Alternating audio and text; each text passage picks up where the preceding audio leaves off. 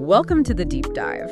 You know, we're always up for a good story here, and today we're going way back to the book of Genesis, chapter 20, to be exact. Buckle up, because we're talking about Abraham and Sarah, some pretty major figures in the Bible, but this time they find themselves in a situation that really tests their faith. It's a story with some pretty high stakes, right? Family drama, a little bit of deception, and even some divine intervention thrown in for good measure. Definitely a story that keeps you on the edge of your seat. Yeah.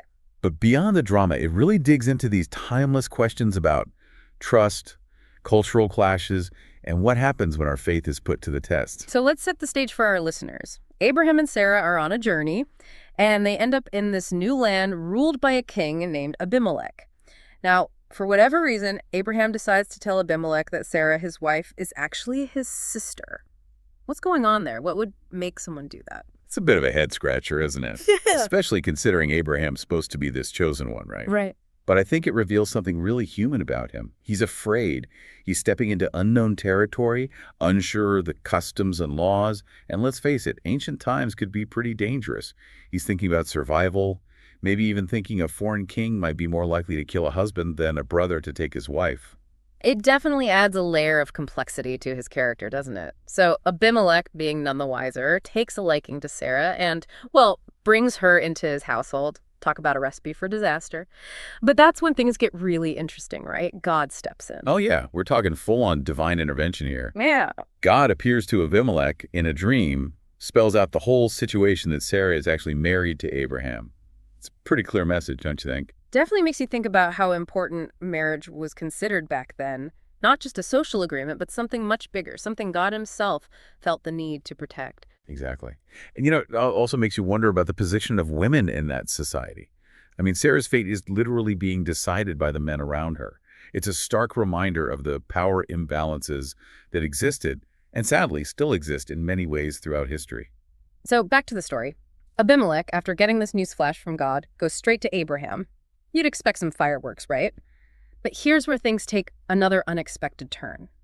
Abimelech doesn't react with anger or try to punish Abraham. He's more concerned with making things right. It's pretty surprising when you think about it. Right. I mean, this is a king we're talking about. He has all the power, yet he's deeply concerned about the morality of the situation. He even emphasizes that he hadn't touched Sarah, showing a level of integrity you might not expect from someone in his position. It kind of restores your faith in humanity a little bit, doesn't it? So how does this whole saga wrap up? Well, God tells Abimelech to return Sarah to Abraham. And here's the kicker. God blesses Abimelech for his honesty and his respect for the sanctity of marriage. It really shows that even in the midst of deception and complicated situations, forgiveness and reconciliation are still possible. Absolutely.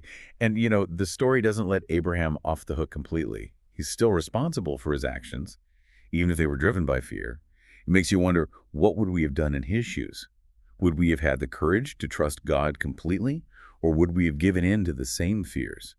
It's a powerful question for us all, isn't it? It is. It challenges us to really examine our own values and how we respond when faced with difficult choices. And that's the beauty of these ancient stories.